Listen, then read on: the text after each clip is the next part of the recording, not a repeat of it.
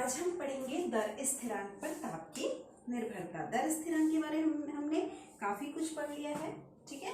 तो दर स्थिरांक पर ताप की निर्भरता क्या होती है। हमको मालूम है कि हम कोई भी रासायनिक अभिक्रिया जब करते हैं, ठीक है, जब हम कोई भी रासायनिक अभिक्रिया हमारे पास होती है, तब जैसे ही तापमान में वृद्धि होती है, तो तापमान में वृद्धि के साथ तापमान में वृद्धि से अभिक्रिया की जो दर होती है वो क्या हो जाती है, बढ़ जाती है। अभिक्रिया की दर में वृद्धि हो जाती है। ऐसा हमने देखा है अपने दैनिक जीवन में। अपने दैनिक जीवन में हम कैसे देखते हैं, मान लीजिए आपने एक बर्तन में पानी लिया, उस पानी में आपने शक्कर के कण डाल दिए, ठीक है, उस पानी में आपने शक्कर के क्रिस्टल डाल दिए, शक्कर के कण डाल दिए, तो आप देखेंगे कि शक्कर का जो कण है वो घुल जाता है और वो क्या बना लेता है, विलयन बना लेता है। क्या बनाता है, विलयन बनाता है। लेकिन जब इसी पानी को आप क्या कर देते हैं, उष्मा दे देते हैं, और उष्मा देने के बाद ये जो पानी है ये कैसा हो जाता है, गर्म हो जाता है, और तब आप इस गर्म पानी में शक्कर के क्रिस्टल डालते हैं, तब यह विलयन जो होता है, ये विलयन क्या होता है, पहले विलयन की अपेक्षाकृत जल्दी बनता है। पहले विलयन की अपेक्षाकृत जल्दी बनता है। इसका तात्पर्य यह है कि जब अभिक्रिया का तापमान ज्यादा होता है, तब अभिक्रिया जो होती है वो क्या होती है, तेजी से होती है, ठीक है। तो अब हम बात करते हैं किसकी, ताप गुणांक की। तो ताप गुणांक क्या होता है, ताप गुणांक, ताप गुणांक ये क्या होता है, अभिक्रिया में लगने वाला समय, अभिक्रिया में लगने वाला समय, ये अभिक्रिया के ताप में वृद्धि, अभिक्रिया के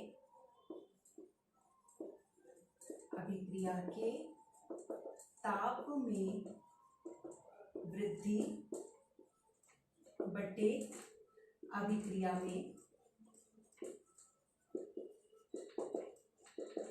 लगने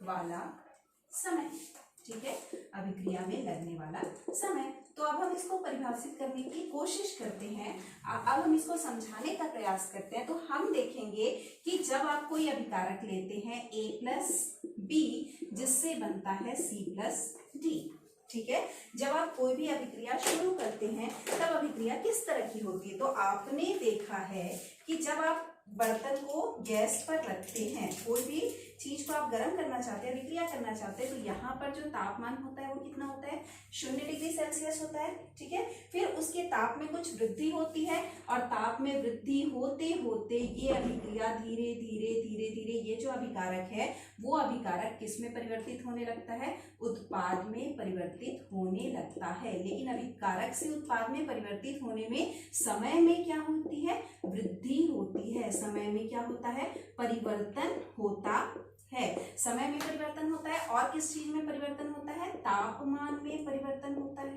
ठीक है। और किस में परिवर्तन होता है, तापमान में परिवर्तन होता है। अब इस तापमान में परिवर्तन को आप कैसे समझ सकते हैं, तो हम देखते हैं हमारा जो जल है वो जल कितने डिग्री सेल्सियस पर उबलना शुरू करता है, 100 डिग्री सेल्सियस पर जल जो है वो उबलना शुरू कर देता है। इस तरह से बड़े बड़े बुलबुले जल के उबलने लगते हैं। लेकिन प्रारंभ में जब आप जल को लेते हैं और इसका तापमान 0 डिग्री सेल्सियस रहता है, तो यहाँ पर कोई भी क्रिया नहीं होती है। लेकिन जब तापमान 0 डिग्री सेल्सियस से 10 डिग्री सेल्सियस होता है या फिर 20 डिग्री सेल्सियस होता है, तो इसके पृष्ठ पर छोटी छोटी बूंदें बननी शुरू हो जाती है, और ये छोटी छोटी बूंदें जैसे जैसे तापमान में वृद्धि होने लगती है, जैसे जैसे तापमान बढ़ने लगता है, तो ये जल जो होता है वो क्या होता है, उबलना शुरू हो जाता है। तो आप देख रहे हैं कि जब कोई भी अभिक्रिया पूर्ण होती है तो वहां पर तापमान में क्या होती है, वृद्धि होती है, और उसके साथ साथ किस में परिवर्तन होता है, समय में भी परिवर्तन होता है। तो हम समय में परिवर्तन के साथ तापमान के ताप गुणांक को कैसे परिभाषित कर सकते हैं कि ताप गुणांक बराबर ताप गुणांक बराबर T+ 10 डिग्री सेल्सियस तापमान पर दर स्थिरांक, ठीक है, T प्लस 10 डिग्री सेल्सियस तापमान पर दर स्थिरांक बटे T डिग्री सेल्सियस पर दर स्थिरांक, T डिग्री सेल्सियस पर दर स्थिरांक। अब हम इसको कैसे समझेंगे? मान लीजिए हमारे पास कोई अभिकारक है A प्लस बी, जिससे हमको मिलता है उत्पाद C प्लस टी। अभिक्रिया जब प्रारंभ होती है तो ये होता है 0 डिग्री सेल्सियस, और यहाँ पर भी उत्पाद की मात्रा कितनी रहती है? 0 रहती है, ठीक है। तो उसके तापमान में भी कोई परिवर्तन नहीं। अब यहाँ पर जब अभिक्रिया थोड़ा थोड़ा आगे बढ़ने लगता है, अब तापमान मान लो 10 डिग्री सेल्सियस बढ़ गया, किसका? अभिकारक का। 10 डिग्री सेल्सियस तापमान बढ़ गया किसका? A प्लस बी का, और यहाँ पर थोड़ी सी मात्रा C प्लस डी की बननी शुरू हो गई, थोड़ी सी मात्रा, ठीक है। तो यहाँ पर हम कह सकते हैं कि थोड़ी बहुत अभिक्रिया होती है, थोड़ी बहुत अभिक्रिया होती है। तो हम कह सकते हैं कि जब हम इसको 0 में बैठा दिए थे, जब इसके तापमान में कोई परिवर्तन नहीं था, जब इसका तापमान 0 था तो कोई अभिक्रिया नहीं हो रही थी, लेकिन जब ताप में परिवर्तन हुआ, तापमान 10 डिग्री सेल्सियस बढ़ गया, तो इसके अभिक्रिया में परिवर्तन होता है और अभिकारक जो है वो उत्पाद में परिवर्तित होने लगता है। तो हम ताप गुणांक को कह सकते हैं कि टी यहाँ पर क्या है? प्रारंभिक ताप। टी जो है वो क्या है? प्रारंभिक ताप। और प्रारंभिक ताप में 10 डिग्री सेल्सियस बढ़ाने पर जो उसका दर स्थिरांक आएगा, और T डिग्री सेल्सियस मतलब 0 डिग्री सेल्सियस पर उसका जो दर स्थिरांक था, इस तरीके से हम उसके दर स्थिरांक को ज्ञात कर सकते हैं। अब हमें मालूम है कि रासायनिक अभिक्रिया में जो ताप की निर्भरता है, उसकी परिभाषा को, उस निर्भरता को हम किससे व्यक्त कर सकते हैं? आर्हीनियस के संघट्ट सिद्धांत के द्वारा व्यक्त कर सकते हैं। और आर्हीनियस का संघट्ट सिद्धांत जो है, अभिक्रिया के ताप पर निर्भरता को हम आर्हीनियस के संघट्ट सिद्धांत से व्यक्त कर सकते हैं, ठीक है।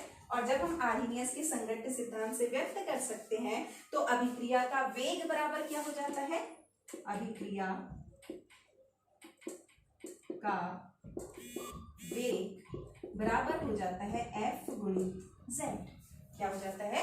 F गुणित Z हो जाता है, जहां पर Z जो होता है वो होती है संघट्ट की कुल आवृत्ति,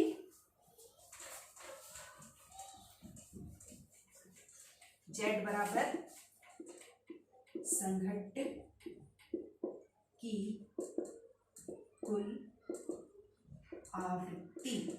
आवृत्ति से क्या तात्पर्य है? आवृत्ति हमने पढ़ा है कि किसी चीज की बार बार जो पुनरावृत्ति होती है उसे हम आवृत्ति कहते हैं, और F जो होता है वो होती है संघट्ट की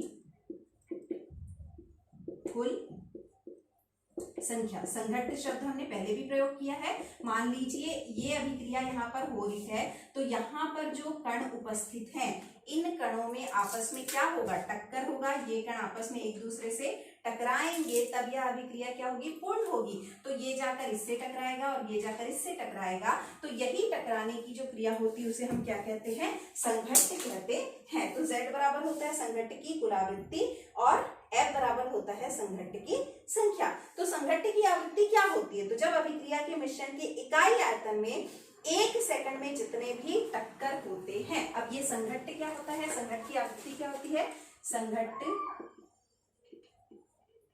की आवृत्ति बराबर पात्र की इकाई आयतन में, ठीक है, या अभिक्रिया मिश्रण के इकाई आयतन में, या अभिक्रिया मिश्रण के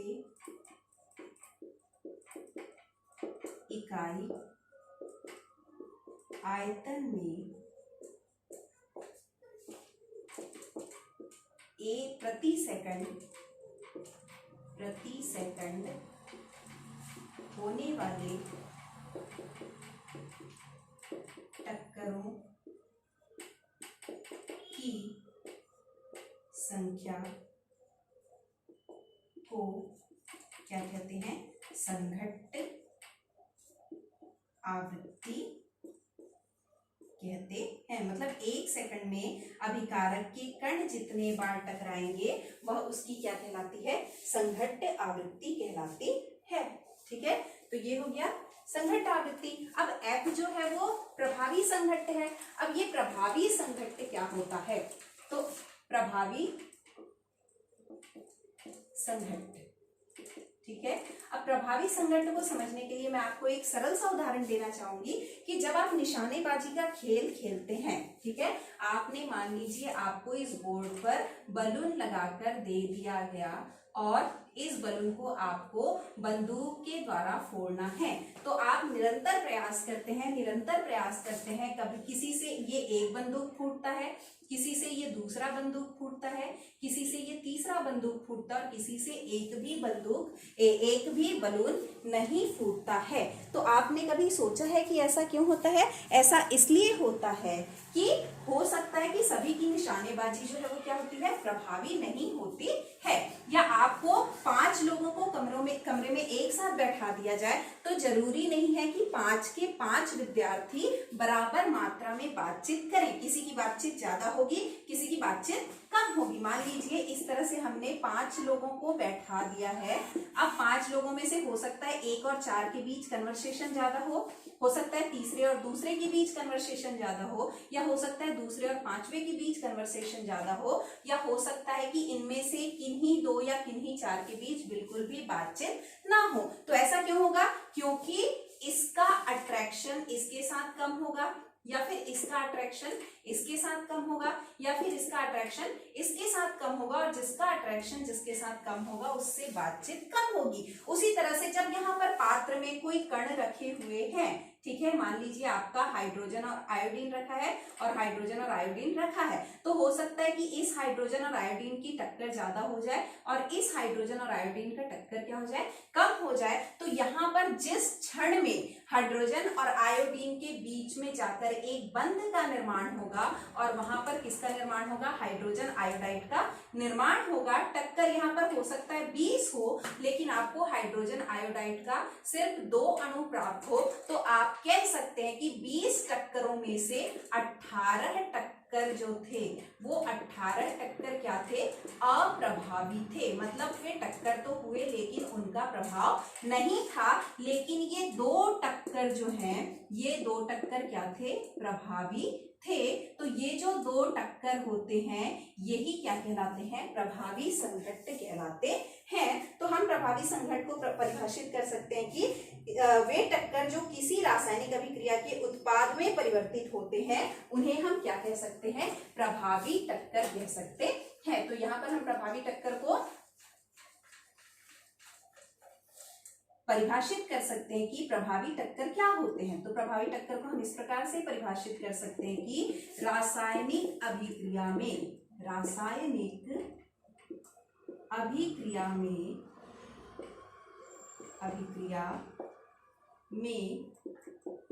वे टक्कर जो अभिकारक को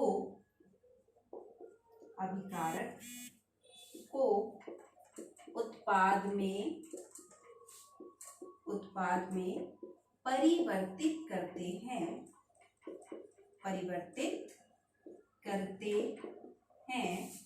उन्हें क्या कहा जाता है? प्रभावी टक्कर कहा जाता है। उन्हें प्रभावी टक्कर कहते हैं। ठीक है, आप प्रयास करते हैं, जैसे आप आगे चल के कॉम्पिटिटिव एग्जाम देंगे, कॉम्पिटिटिव एग्जाम आप दे रहे हैं, ठीक है, आपने एक प्रयास किया, आपने दूसरा प्रयास किया, आपने तीसरा प्रयास किया, कोई पहले प्रयास में ही सफल हो जाता है, कोई 2 प्रयास में भी सफल नहीं होता, कोई 5 प्रयास में सफल होता है। तो मेहनत वो बराबर कर रहा है, लेकिन उसका जो इफेक्ट है, उसका जो प्रभाव है, वो जिस क्षण में, जिस समय में निश्चित होगा, सही होगा, सफल होगा, वही उसका क्या कहलाएगा? प्रभावी प्रयास कहलाएगा। तो यहाँ पर अभिकारक आपस में क्रिया कर रहे हैं, अभिकारक आपस में क्रिया करके उत्पाद का निर्माण कर रहे हैं, लेकिन उत्पाद का निर्माण करने के लिए जहां पर इफेक्ट सही लगेगा, जहां पर दो कण आपस में सही तरह से टकराएंगे, वहां पर जो टक्कर होगा उस टक्कर को हम कौन सा टक्कर कहते हैं? प्रभावी टक्कर कहते हैं। क्लियर है ये? तो ये होता है आपका प्रभावी टक्कर।